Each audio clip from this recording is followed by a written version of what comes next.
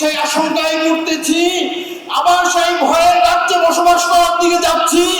আমাদেরকে মানুষ ভয় দেখাচ্ছে, সামনে নির্বাচন, তোমরা খুনের দাবি তুলিও না, এদেশে আবার কোন সরকার ক্ষমতায় আসবে, তারা তোমাদেরকে কথা বলতে দিবে না।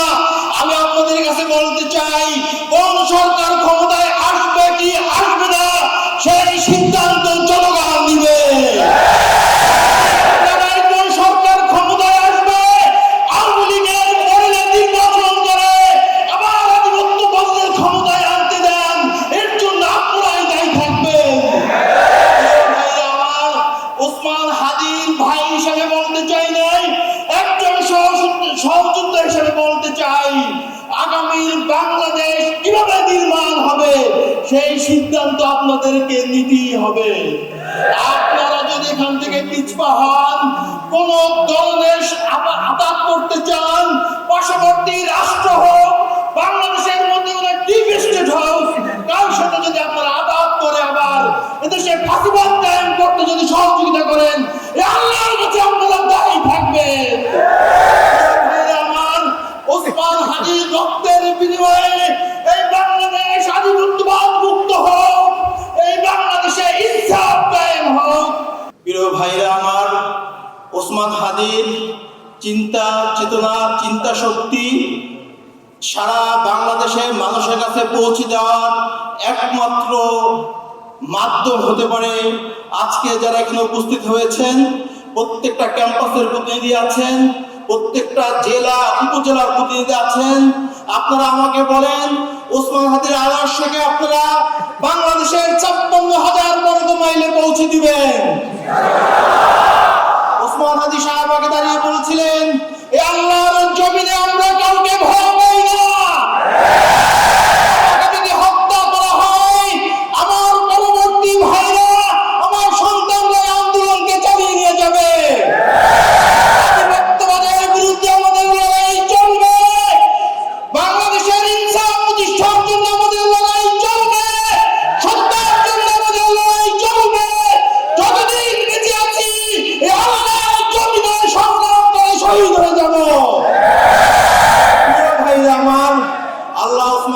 শহীদ করেছেন, কি প্রস্তুতি নিয়েছিলেন আমি জানি না। এক শুক্রবার সকালবেলা সে সকল প্রস্তুতি নিয়ে জুমার নামাজ পড়তে আসছে। জুমার নামাজ পড়ে ফেরার পথে সে গুলিবিদ্ধ হয়েছে। পরবর্তী শুক্রবার রাতে সে শাহাদাত বরণ করেছে সিঙ্গাপুরে। ওসমান হাদি যখন রাজপথে বক্তৃতা দিত, ফ্যাসিস্টদের চোখে চোখ রেখে শাহবাগে দাঁড়িয়ে নারায়ে তাকবীর স্লোগান দিত।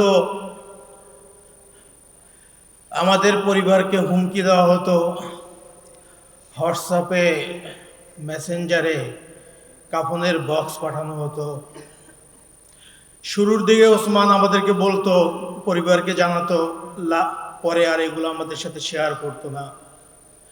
মা ভয় পাচ্ছেন, আমি ওসমান হাদির বিচার চেয়ে যদি আবার সোচ্চার হই, আবার যদি রাজপথে আন্দোলন করি, আমাকেও হত্যা করা হবে, সে তার দ্বিতীয় সন্তানকেও হারাবে। আমি আম্মাকে সকালে যখন বাসা থেকে বের হয়ে আসছি, একরকম না বলেই আমি বের হয়ে আসছি। প্রিয় ভাইরা আমার, আমি ওসমান হাদির ভাই হিসেবে এখানে উপস্থিত হই নাই। আগেও বলেছি, আমি শহীদ ওসমান হাদির গর্বিত ভাই হতে চাই নাই। আমার বাবা মারা গিয়েছিলেন 2012 সালে। সেই 2012 সালে থেকে আমরা দুই ভাই একই বাসার কাছাকাছি থাকতাম। জুলাই আন্দোলনের সময় রামপুরাতে দুই ভাই একই সাথে আন্দোলন করেছি, একই সাথে পুলিশের ভয়ে পালিয়ে বেরিয়েছি। 5ই আগস্টের পরে আমার ব্যক্তিগত ব্যবসা বাণিজ্য সব ছেড়ে ইনকিলাব মঞ্চ প্রতিষ্ঠা করার জন্য ওসমানের সাথে দিন রাত এক করে আন্দোলন করেছি। ওসমান আমাকে বারবার বলতো, ভাই আমি যদি শহীদ হয়ে যাই, এই আন্দোলন আপনাকেই কন্টিনিউ করতে হবে, আপনি যথাসম্ভব চেষ্টা করবেন একটু ক্যামেরার পিছনে থাকতে, একটু আড়ালে থাকতে, মানুষ যদি বুঝতে না পারে আপনি আমার ভাই। ওসমান হাদি যতদিন বেঁচে ছিলেন, যারা আমাদের ইনকিলাব মঞ্চের কর্মী ছিলেন, এখানে অনেক ভাইরা আছেন যারা আমাদেরকে চিনতেন। প্রত্যেকটা আন্দোলন, সংগ্রাম, মিছিল, মিটিংয়ে আমি তার সাথেই ছিলাম, কিন্তু কখনো সামনে আসার প্রয়োজন মনে করি নাই। কিন্তু আজকে আমার ভাই শহীদ হওয়ার কারণে তার বিচারের দাবি নিয়ে আপনাদের সামনে আমাকে হাজির হতে হয়েছে। প্রিয় ভাইরা আমার, ওসমান হাদির চিন্তা চেতনা, চিন্তা শক্তি সারা বাংলাদেশের মানুষের কাছে পৌঁছে দেওয়ার একমাত্র মাধ্যম হতে পারে আজকে যারা এখানে উপস্থিত হয়েছেন। প্রত্যেকটা ক্যাম্পাসের প্রতিনিধি আছেন, প্রত্যেকটা জেলা উপজেলার প্রতিনিধি আছেন। আপনারা আমাকে বলেন, ওসমান হাদির আদর্শকে আপনারা বাংলাদেশের 56,000 বর্গ মাইলে পৌঁছে দিবেন। ওসমান হাদি সাহেব আগে দাঁড়িয়ে বলেছিলেন, এ আল্লাহর জমিনে আমরা কাউকে ভয় পাই না। যদি হত্যা করা হয়, আমার পরবর্তী ভাইরা, আমার সন্তানরা আন্দোলনকে চালিয়ে নিয়ে যাবে। আধিপত্যবাদের বিরুদ্ধে আমাদের লড়াই চলবে।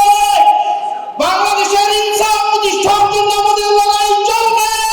সত্যার জন্য আমাদের লড়াই চলবে। যতদিন বেঁচে আছি, এই আল্লাহর জমিনে সংগ্রাম করে শহীদ হয়ে যাব। প্রিয় ভাইরা আমার, আল্লাহ ওসমান হাদিকে শহীদ করেছেন। কি প্রস্তুতি নিয়েছিলেন আমি জানি না। এক শুক্রবার সকালবেলা সে সকল প্রস্তুতি নিয়ে জুমার নামাজ পড়তে আসছে। জুমার নামাজ পড়ে ফেরার পথে সে গুলিবিদ্ধ হয়েছে। পরবর্তী শুক্রবার রাতে সে শাহাদাত বরণ করেছে সিঙ্গাপুরে। ঘটনার 2 সপ্তাহ আগ থেকে খুনি আমাদের সাথে সাথে ঘুরে। আমরা কোনোভাবেই বুঝতে পারছিলাম না যে এই খুনি আমাদের খুব কাছ থেকে এত পরিকল্পিত রেকি করছিল ওসমানকে খুন করার জন্য। সে একাধিকবার অ্যাটেম্প নেওয়ার পরও সে ব্যর্থ হয়েছে। আমরা পরবর্তীতে ভিডিওগুলো দেখেছি।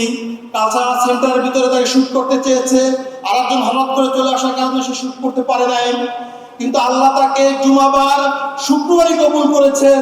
এই জন্য খুনি শুক্রবার তাকে শুট করে সফল হয়েছেন। প্রিয় ভাইরা আমার, আমি আর কাঁদতে চাই না।